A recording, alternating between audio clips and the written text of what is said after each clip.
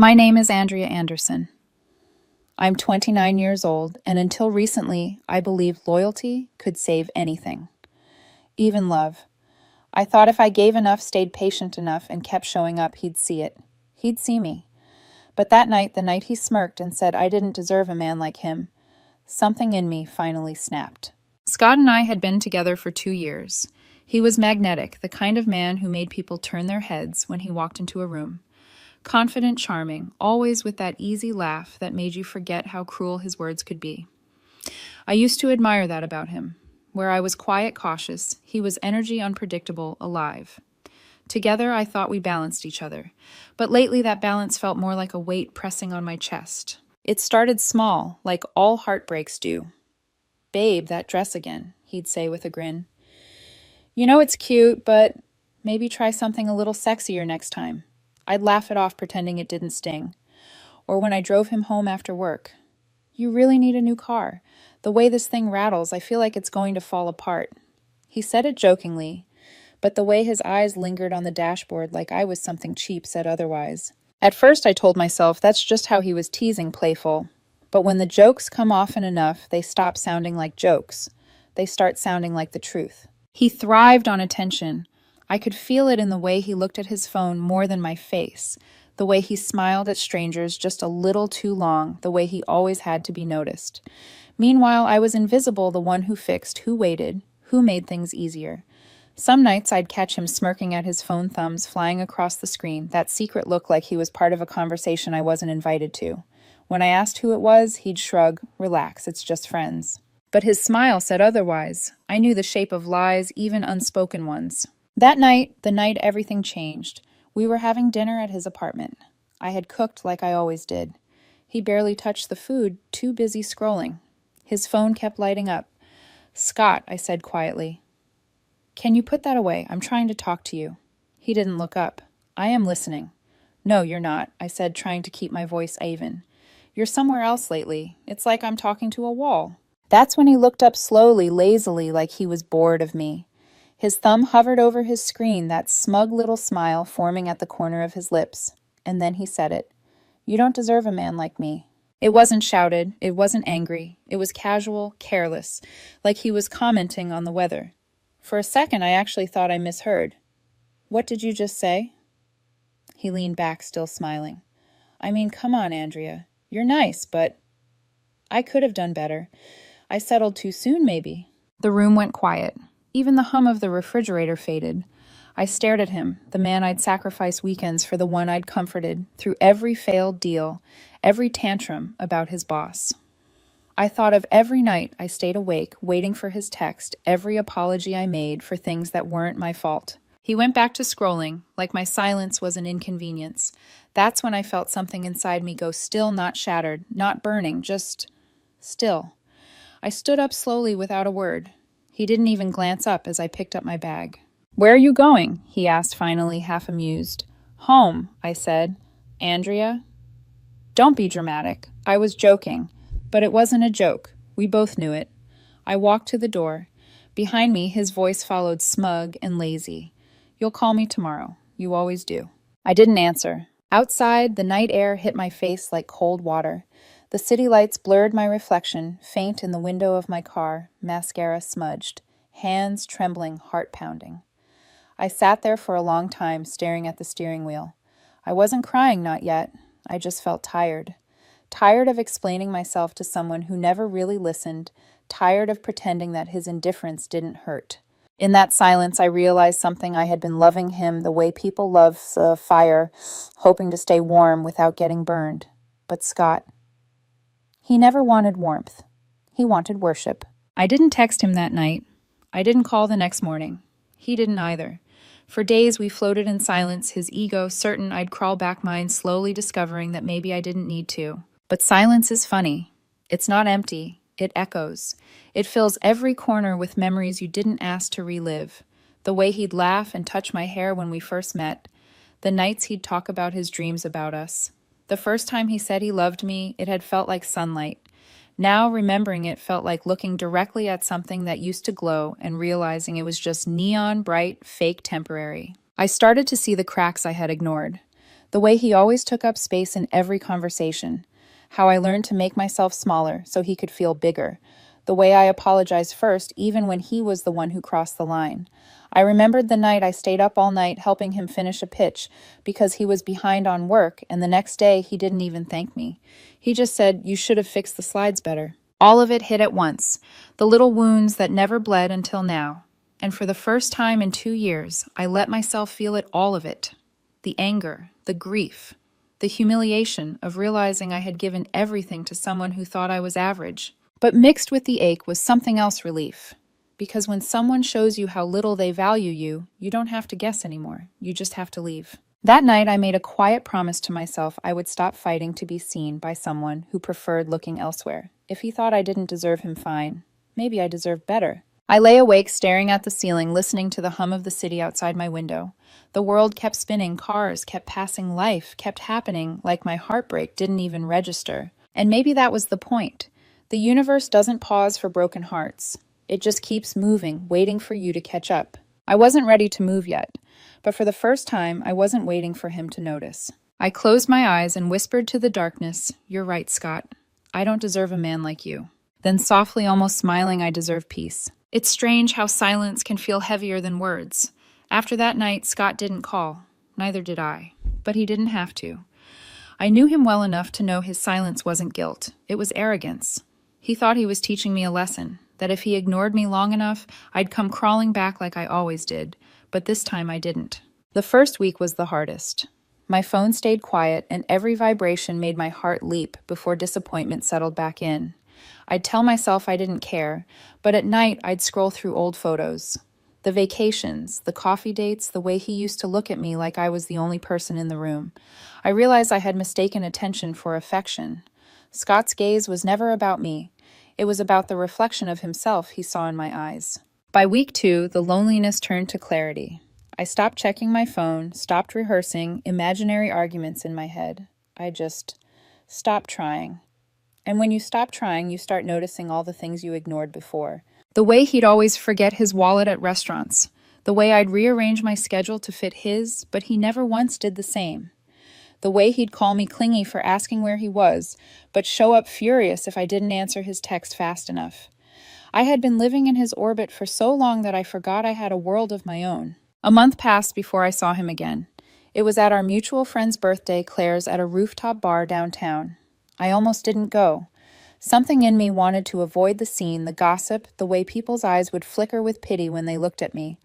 But another part of me, the part that was done hiding, wanted to see him one last time, if only to remind myself why I walked away. I showed up late wearing a simple black dress.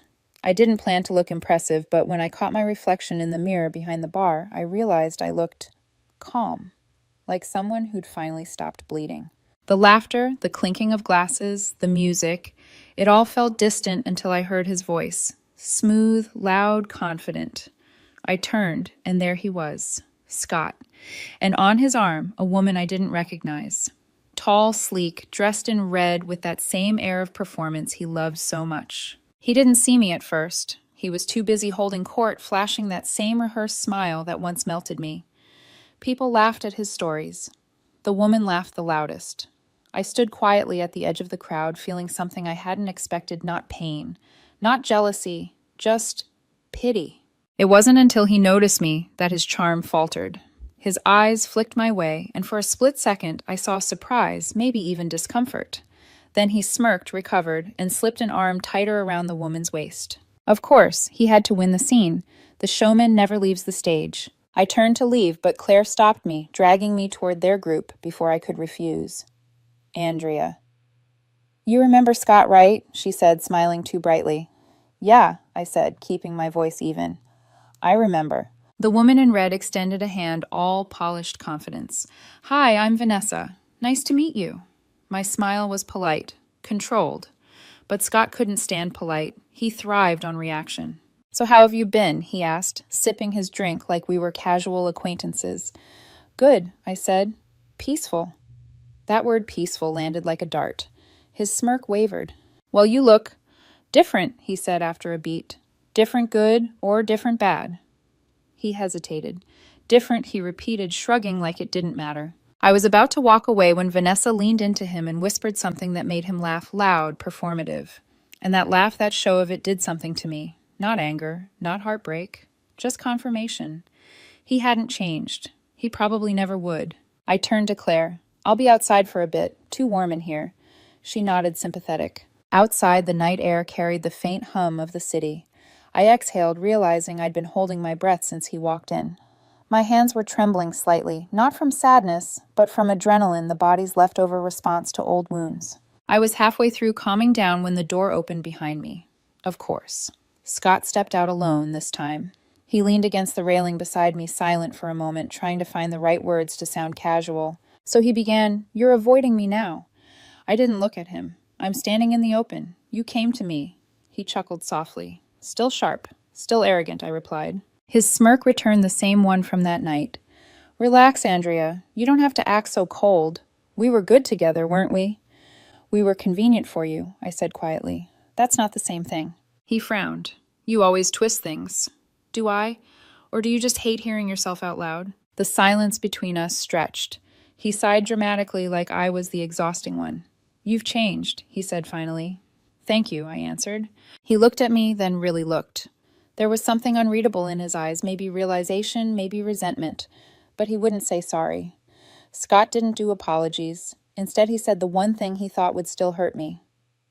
"You'll regret walking away, Andrea. You won't find someone who understands you like I did." I turned to him, slowly met his gaze, and said calm and steady, "Maybe not. But at least I'll find someone who doesn't humiliate me to feel powerful." For once, he didn't have a comeback. He stared, waiting for me to crumble, to cry, to beg like before. But I just stepped past him, heels clicking against the concrete, each sound a reminder of my control, returning step by step. As I reached the door, I paused and looked back once. He was still leaning there, arms crossed, pretending not to care, but his jaw was tight, his posture defensive. I almost felt sorry for him. Almost. Inside, laughter filled the air. Again, real laughter this time. Not forced, not filtered through his shadow. My friends greeted me with smiles, unaware of the quiet battle that had just ended outside. And just like that, something shifted in me. Not victory, not relief. Just the quiet knowledge that I had finally stopped orbiting around him. That night, as I drove home through the sleeping city, I replayed his words, "You don't deserve a man like me." He was right in a way. I didn't deserve someone like him. I deserved better, and soon I would become it. People say time heals everything, but that's not true. Time doesn't heal, it just gives pain a different shape. Some mornings it's dull like background noise. Some nights it hits you out of nowhere, sharp and fresh again. That's how it was for me, after Scott. At first, everything reminded me of him. The coffee shop on Fifth where we used to meet. The smell of his cologne on the jacket he forgot to take back. Even certain ones I hadn't realized I'd memorized just from sitting beside him in his car. I tried to distract myself, but grief has a cruel way of filling silence with echoes. The second week after the party, I came home to my empty apartment and just sat there. No music, no TV, no noise. Just me and the hum of the refrigerator. It was strange, the quiet that used to feel lonely now felt clean, uncluttered. For 2 years, my life had revolved around someone else's moods, someone else's calendar. I didn't know who I was without him, but I was about to find out. I started small, morning runs before work, painting again, even though the canvases always ended up messy, reorganizing the apartment until it started to feel like mine again, not a museum of us. The first thing to go were the photos. I didn't tear them. I just placed them in a shoebox and taped it shut. Closure doesn't need violence. Sometimes it's just a gentle decision enough. At work, people noticed the change before I did. New haircut, my coworker Liam asked one morning. "Something like that," I said, sipping my coffee. He smiled. "Looks good on you. You seem lighter." That word stuck with me. Lighter. Not happier, not freer, but lighter. As if some invisible weight had finally lifted and I could breathe properly for the first time in years. Still, healing isn't linear. Some nights I'd wake up at 2 a.m. and reach for my phone before remembering there was no one to text, no one waiting for my goodnight. Other nights I'd scroll through social media, catch glimpses of Scott's new posts, the fake smiles, the weekend trips with Vanessa, and feel that familiar twist in my stomach. I'd tell myself not to look, but curiosity has claws. One evening, I stopped mid-scroll and asked myself a hard question. What are you hoping to find? Proof he missed me. Evidence that he didn't. Either answer would hurt. So I closed the app, deleted it, and went for a walk instead. The city lights reflected on the wet pavement, and for once, I didn't feel small in the world. I felt part of it, messy, uncertain, alive. Weeks turned into months. I joined a weekend pottery class.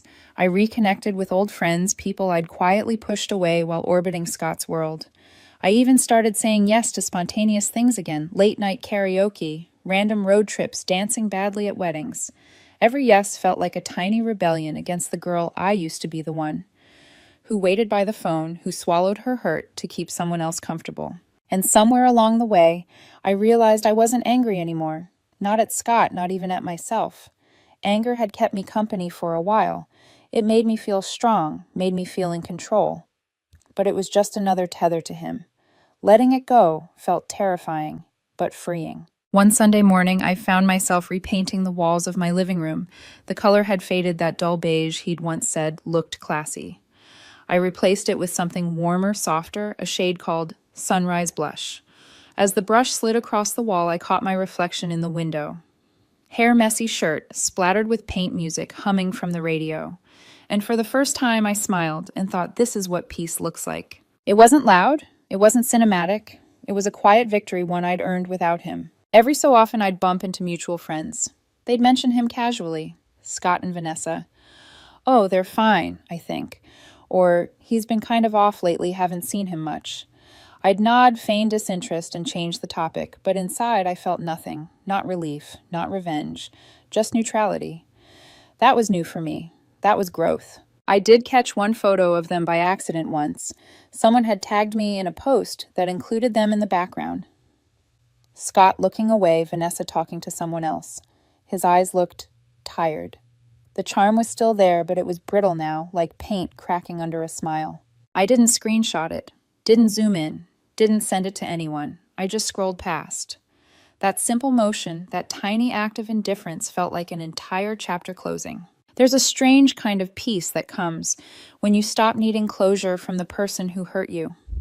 You start realizing closure isn't something they give, it's something you claim. And I was claiming mine one quiet morning at a time. Sometimes I'd wonder if he ever thought about me, if the silence ever got to him the way it used to suffocate me. But then I'd think he probably did. Scott couldn't stand silence. He needed an audience, and I had finally stopped performing. The next time my phone buzzed with a notification, I didn't even glance at it right away. I was too busy laughing over brunch with friends, sunlight spilling across the table, my coffee cooling beside me. I didn't know it then, but that small, unbothered moment, that decision to stay present, was what real healing looked like. Not moving on overnight, not pretending nothing hurt, just learning how to live with the echoes until they faded into the background. That night before bed, I caught a glimpse of myself in the mirror, tired, calm, alive. And I whispered almost without thinking, I forgive you, Scott, but I'll never go back. Then I turned off the light, crawled into bed, and slept without dreaming of him for the first time in months. The silence lasted longer than I expected. Months passed, and Scott's name became something that floated in conversations like dust in sunlight, visible only if I looked too closely. I didn't. I was done searching for pieces of him in places I'd already cleaned out. But ghosts have their own timing. They don't knock before entering. They just reappear. It started with a message I didn't expect. A number I didn't recognize. Hey, it's me. Been thinking about you. How are you? I stared at it for a long minute. My stomach didn't drop. My pulse didn't quicken. Nothing. Just a dull hum of recognition, like hearing a song you used to love and realizing it no longer fits the rhythm of your life. Old me would have replied. Old me would have wanted to sound strong, detached, forgiving. But the new me, she pressed delete. A week later, another message came. Longer this time. I know I messed up. I was confused. Vanessa wasn't what I thought she was. You were the only one who really cared. I miss us. I didn't reply. Not because I was cruel. Because I was done. You can't reheat a meal that was never cooked properly in the first place. The next attempt was a call. A private number. I let it ring. Once, twice, then voicemail. His voice, too soft, too careful, filled the silence of my kitchen. Look, I know I hurt you. I know I said things I didn't mean, but can we just talk, just once? I just need to see you. I listened, then saved it. Not because I wanted him back, but because it reminded me how far the tables had turned. Weeks passed. My life kept moving. Work was busy, weekends full. I started seeing someone new, not romantically, not yet. Just a coworker, Ben, with a quiet sense of humor and the kind of eyes that actually listened when you spoke. It was easy, light, nothing like the constant tension of Scott. And maybe that's what triggered him, because right when peace started to feel natural, he broke it again. Friday night, 9:42 p.m.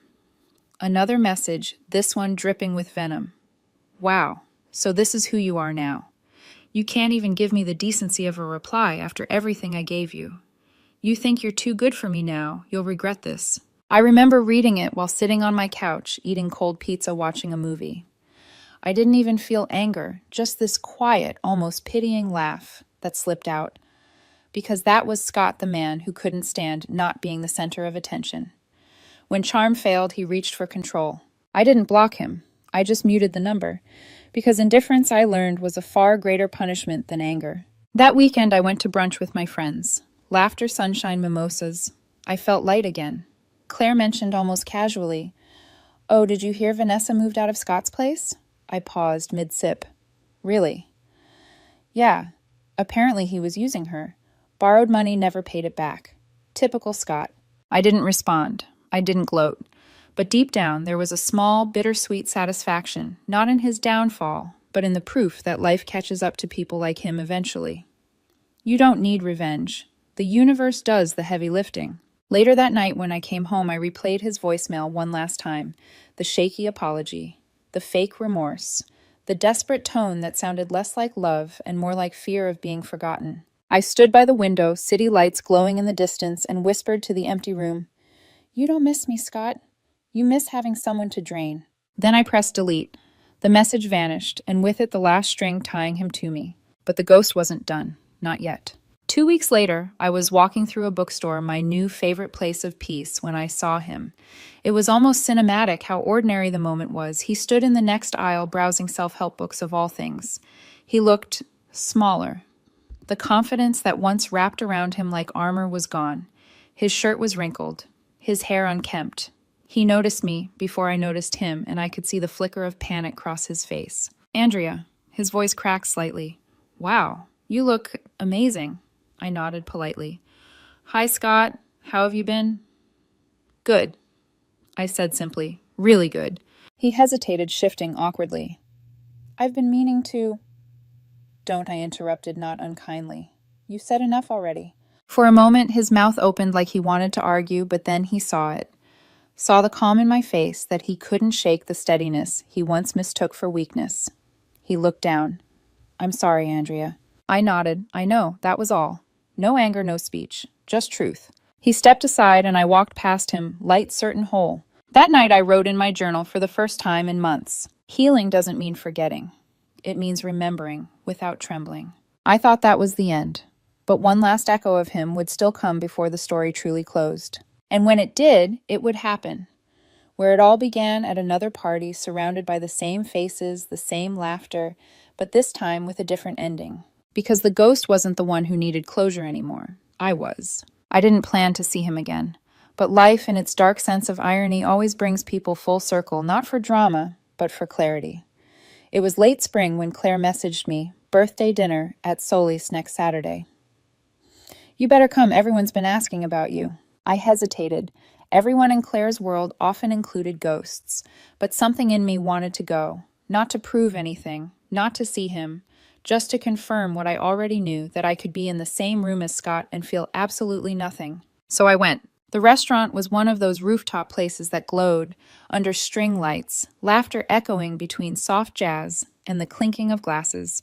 I wore a cream dress, simple, understated. Not armor, not bait, just me. When I walked in, heads turned, not because I was trying to be seen, but because I wasn't hiding anymore. Claire squealed and hugged me. Finally. "You look incredible," I laughed. "You always say that when I show up on time." The night felt light, effortless, until I heard that voice, lower, slower now, like it had forgotten how to fill a room. "Andrea." I turned. There he was, Scott. But he wasn't him anymore, not the glowing magnetic figure who used to command attention. He looked dimmed. His smile was hesitant, his posture unsure. The man who once couldn't bear silence was now swallowed by it. "Hey," I said, softly polite. "Nothing more." He blinked as if expecting warmth. "You came. Claire's birthday. Why wouldn't I?" He nodded, eyes flicking over me, searching for the version of me he used to control. But she was gone. We stood there for a moment, the noise of the party moving around us like a tide. Finally he said, "You look good. Thanks." "You always did," he added quickly, a reflex, maybe a grasp at familiarity. I smiled faintly. "And you look okay." He gave a small laugh. "Fair." I turned to leave, but he reached out. "Wait. Can we talk? Just a minute?" Something inside me wanted to refuse, not out of spite, but because I didn't owe him anything. But another part of me, the storyteller in my own head, wanted the scene to end properly. So I nodded. Outside. The rooftop air was cool, the city glittering below us. The same kind of night he once told me he loved because it made him feel important, as if the world was watching. But tonight no one was. He shoved his hands into his pockets, nervous. "I've been meaning to say this for a while. I was wrong, Andrea, about everything." I said nothing. He kept going. "I thought I needed excitement. I thought I wanted someone who'd challenge me, make me feel alive. But that wasn't it. I just didn't know how to be loved quietly." I studied him. The words sounded rehearsed, but the tremor in his voice didn't. He continued. "Vanessa left, said I was selfish, said I didn't know how to give back. And she was right. You were right. You gave me everything, and I treated it like it was nothing." His eyes glistened.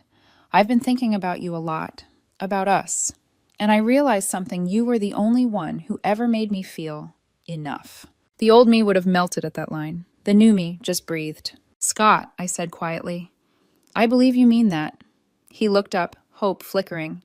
"But meaning something doesn't undo what's been done." He frowned. "So that's it? You can't forgive me?" "I did forgive you," I said. "That's why I'm standing here without shaking." He stared, trying to read me, maybe searching for anger or sadness, something he could hold on to. But there was nothing left for him to grab. "You once told me I didn't deserve a man like you," I said. He winced. "Andrea." I held up a hand. "You were right. I don't. I deserve someone kind, someone who doesn't confuse cruelty for confidence, someone who doesn't measure love by how quiet I can be." He swallowed hard. "So there's really nothing left between us." "There's peace," I said, "and that's better." For a long moment, neither of us spoke. The city buzzed below, alive and different.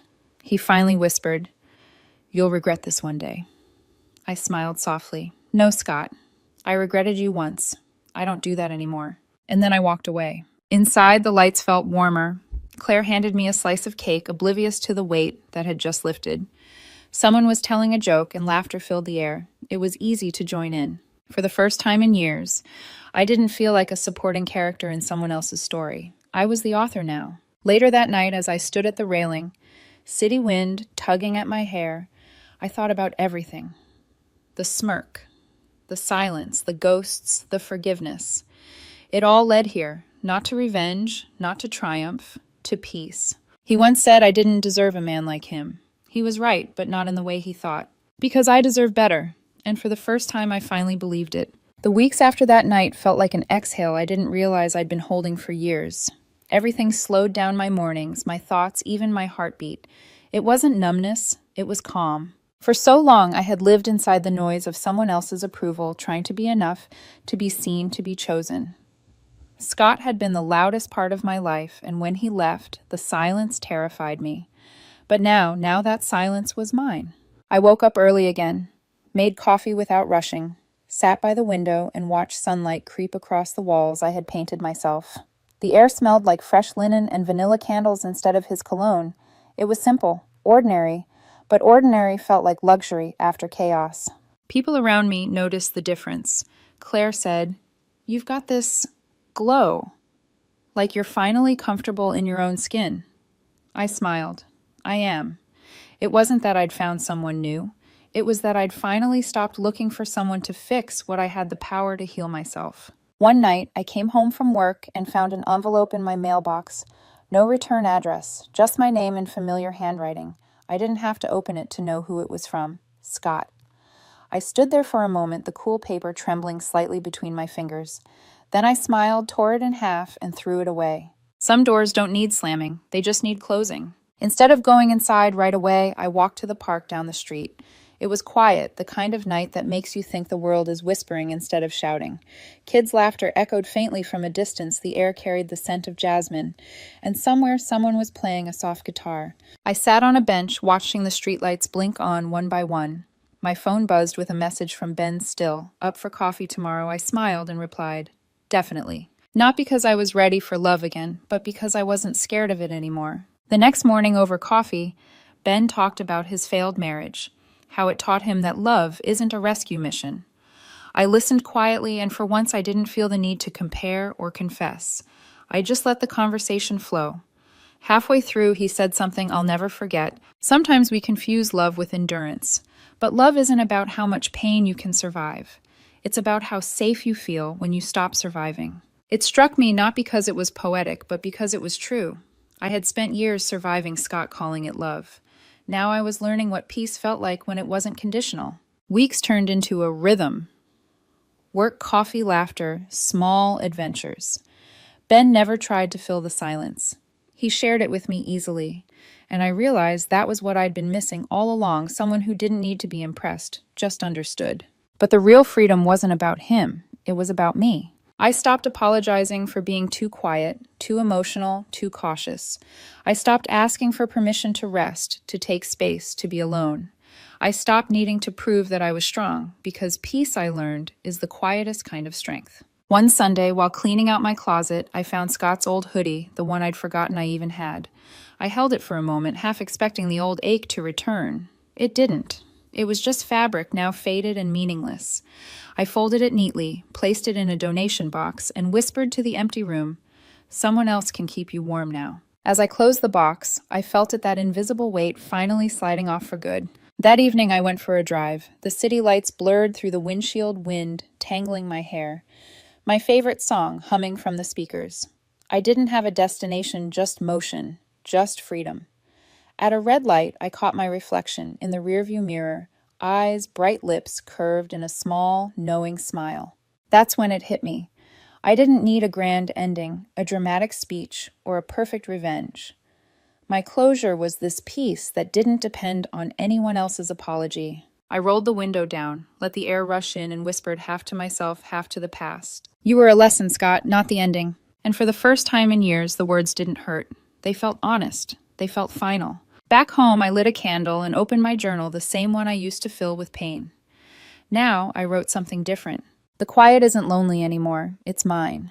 And maybe that's what healing really means, not forgetting the story, but learning how to tell it without breaking. I closed the notebook, turned off the lights, and stood by the window again.